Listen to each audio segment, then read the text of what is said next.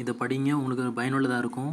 வாழ்க்கையில் எப்படி எப்படி அப்ளை பண்ணணும், நம்ம வாழ்க்கையில் எந்தெந்த சூழ்நிலையில் நம்ம எப்படி எப்படி நடந்துக்கணும் அப்படின்னு நமக்கு இறைவன் நமக்கு வழிகாட்டுற அப்படி அதன்படி நம்ம வாழ்க்கையில் நடந்துக்குவோம்.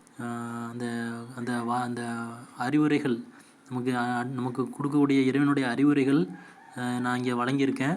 இதை நீங்கள் ஆங்கிலத்தில் இருக்கும், இதை படித்து பின்பற்றுங்க, பயனுள்ளதாக இருக்கும் உங்களுக்கு.